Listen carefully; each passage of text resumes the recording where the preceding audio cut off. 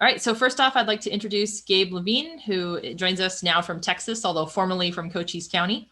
Go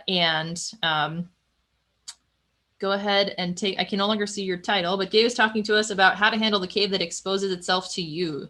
So go ahead and take it away, Gabe. The whole point of this presentation is really just to get you thinking about some different ways that we can cave better and cave safer. And hopefully it encourages folks to go out and seek some more information on some of these topics. So really it's an introduction to a couple different things. What I want to talk about though is kind of the so what, like why do I even care? Discuss briefly how this applies from a risk management standpoint, managing our own risk when we're moving around in these different types of environments. And then fall restraint, fall arrest, and work positioning. And then the future, because who doesn't love the freaking future? So you're probably asking, well, Gabe, why the hell do I even care? And number one is because if we get more people into caves and they have a good time, we get more cavers. And I think we would all probably agree that the more cavers we have, the better chances we have in the future of preserving these wonderful resources and sharing the experiences that we all really enjoy in these types of environments. And then pushing the envelope of what we can do in cave is something that I think a lot of folks really enjoy doing. You know, if we can go further, go farther, get into some different places that we don't typically go, or we haven't gone before, then we can experience a whole new world. And the way to push that envelope is by employing some different tools and concepts to allow us to do that in a way that that allows us to come out alive, which is sometimes important, right? So, and then safety third, some of you are familiar with this concept, but safety is not typically the number one priority. And happy to discuss with anybody that wants on the back end of this about why safety is not our number one priority. Because if it was, then we would never go caving. Caving is dangerous. You probably shouldn't do it. But if you are, then after making sure that you have a good time and making sure that we don't destroy the cave, then we should probably consider some safety stuff. And that's what this presentation is really focused on.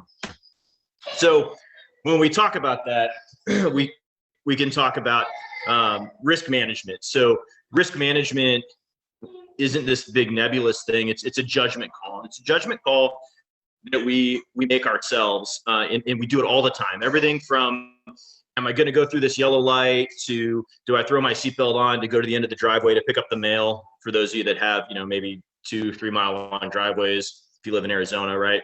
But it's a continuous process of evaluating what my risk is for whatever it is I'm doing. And it's a combination of both knowledge and experience. So the more knowledge we gain, the more experiences we have, the better we are at this process of assessing our risk. And I think especially for some of us that are a little older in the crowd tonight, we're all just here right now because we weren't stupid enough to kill ourselves yet. And that's a good thing. We've had all those near misses and managed to incorporate them somehow into our recognition primed decision-making process to make sure that we continue to stay alive. But if we were going to do this in a very deliberate fashion, we would measure two things. And those two things as broad categories are severity and likelihood. So the severity is how bad is the outcome of whatever it is I'm doing if the unfortunate thing happens. Right, so we can measure that from minor to catastrophic, and you can come up with examples of those on your own for what that would look like. And then we evaluate how likely is it that this will happen. So, either it's not very likely or it's really, really likely. And as you can see on this little graphic here, as I increase in both likelihood and severity, my risk gets greater. So when we talk about risk management, we first evaluate what is the risk if I do nothing to mitigate that risk, right? So if I jump off the cliff without a parachute and I hit the ground, well, it's very likely that I'm going to freaking die.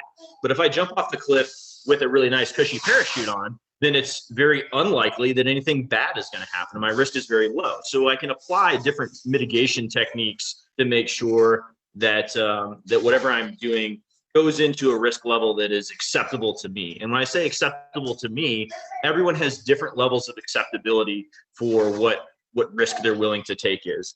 And I would argue, going back to one of the points in the first slide about why do I even care about this, new cavers are typically uneasy in cave environments. So if we can make new cavers feel comfortable and feel safe, and they can feel like they're assuming acceptable risk, you can work them up to in a more appropriate or more risk acceptable level when they're in these types of environments. Right?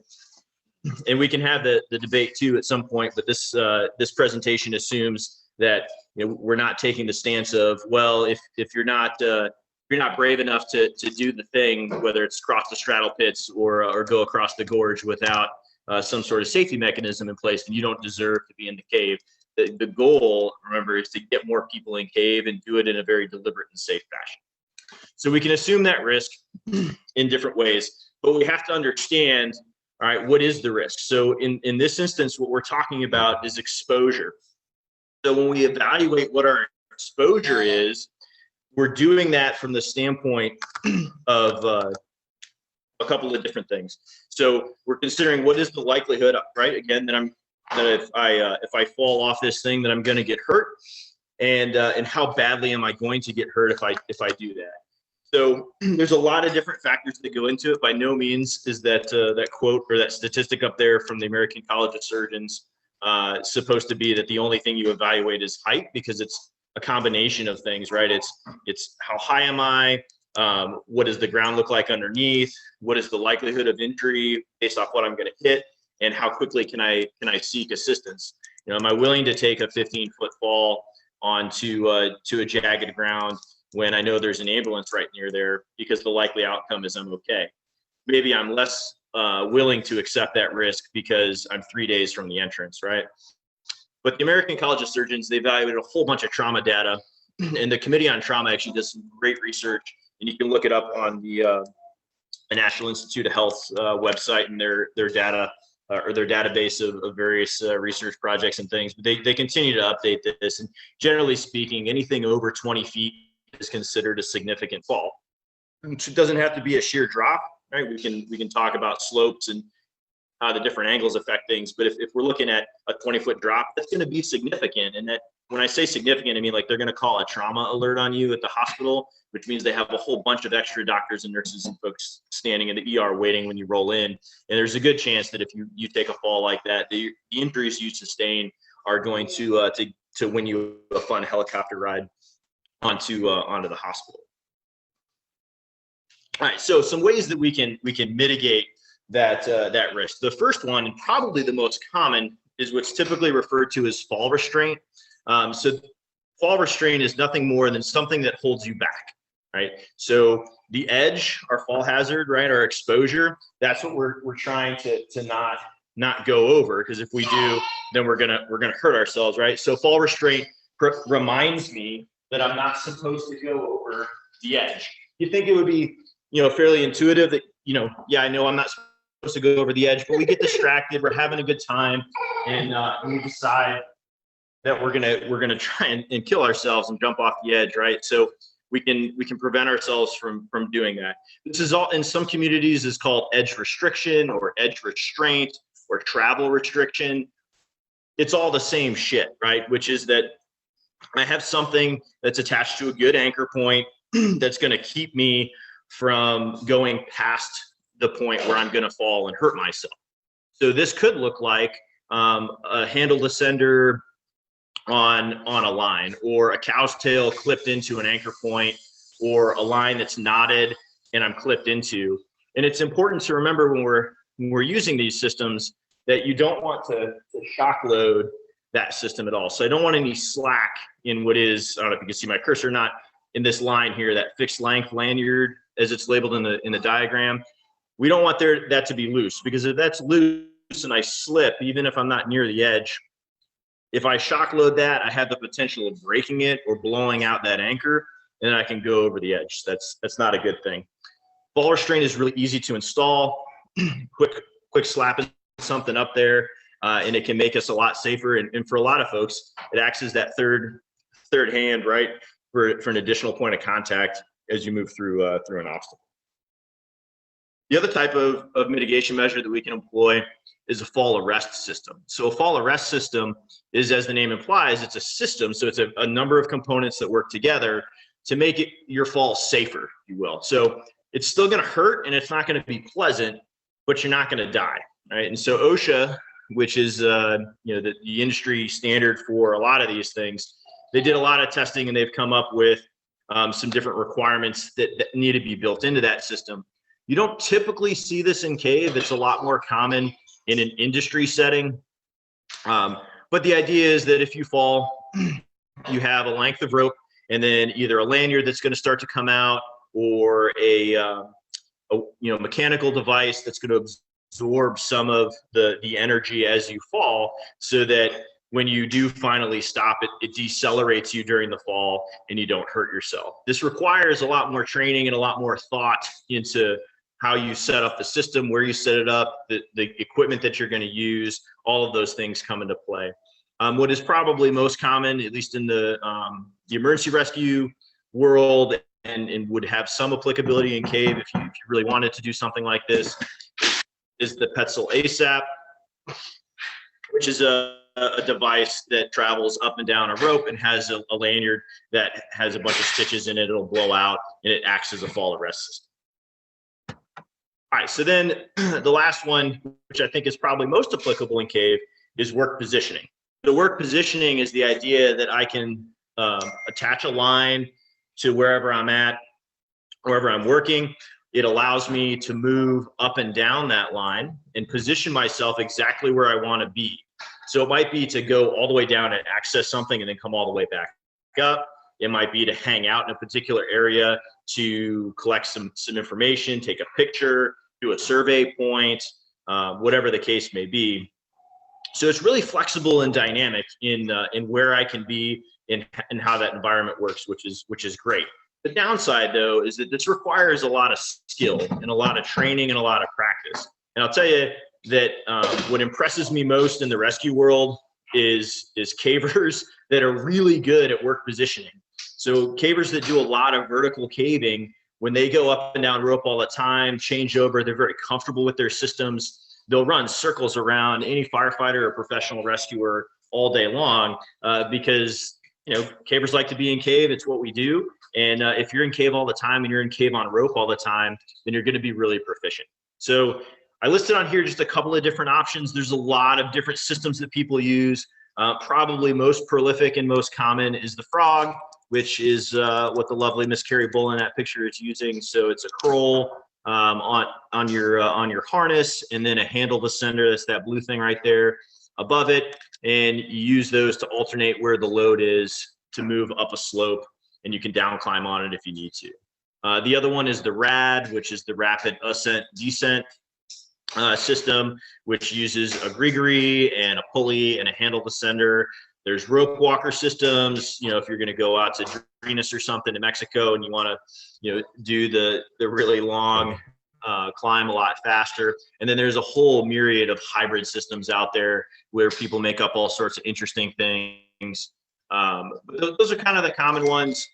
And I think if we're talking about how do we move in caves, this is a really great tool to add to the toolbox. So with all that, where are we going in the future? Right? We want to cave smarter. We want to cave better. I think that as a community, what we need to look at is vertical mobility. So the slide just before this, where we're talking about work positioning and our ability to put ourselves wherever we want to be in a cave, do so in a deliberate and intelligent fashion where we can be safe and have good control over ourselves, will not only make the caving experience more enjoyable and allow us to be more effective at what we're doing.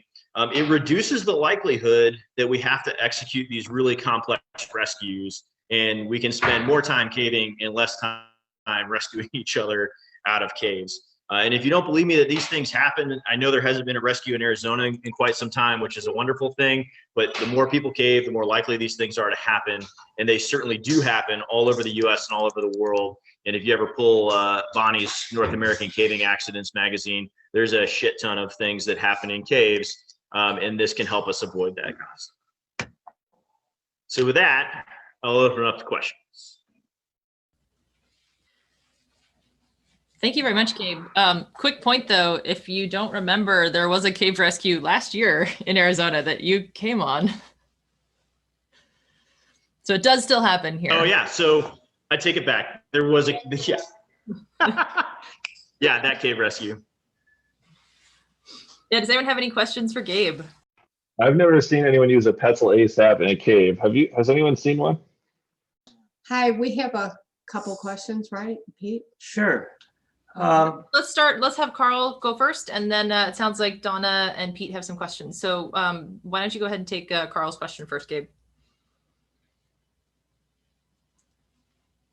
Or maybe not. So I personally have not used one in a cave, but I've used them for rope rescue work or rope access work.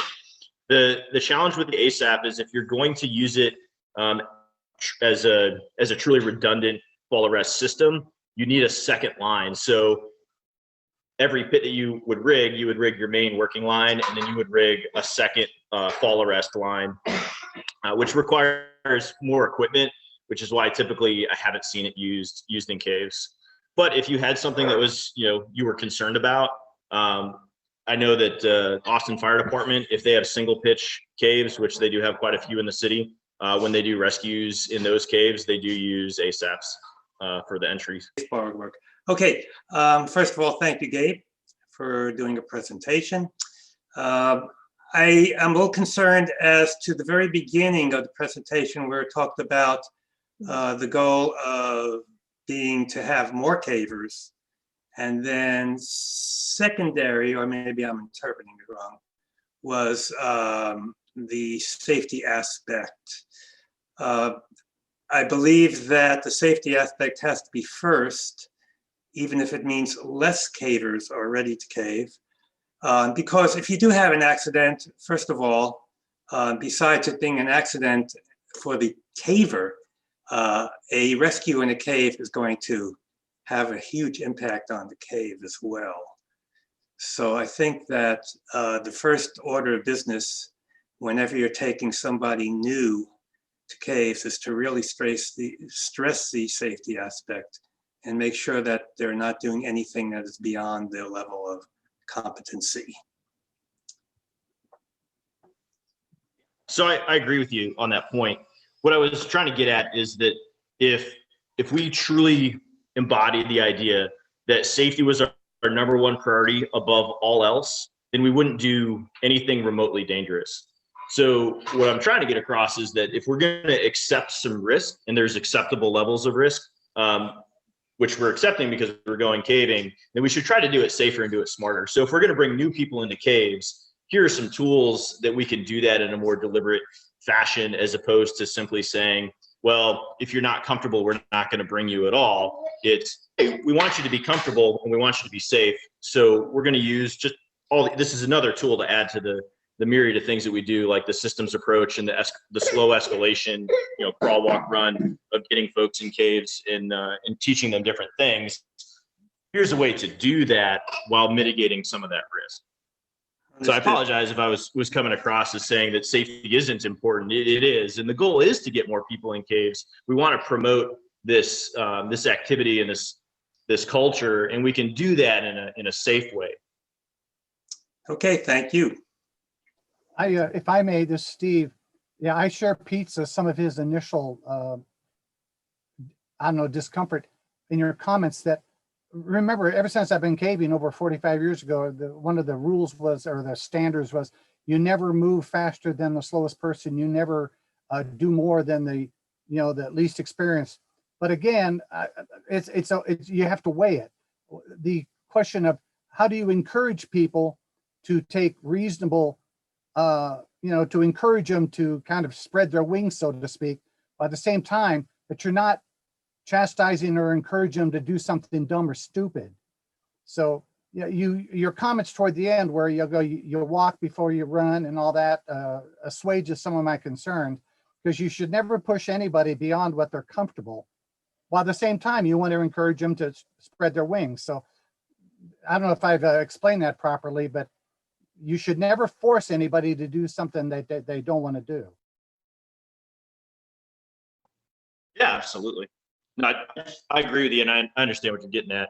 And like I said, the goal is that we cave smarter, we cave better, and we can do that by incorporating new tools and new knowledge into how we approach these problems.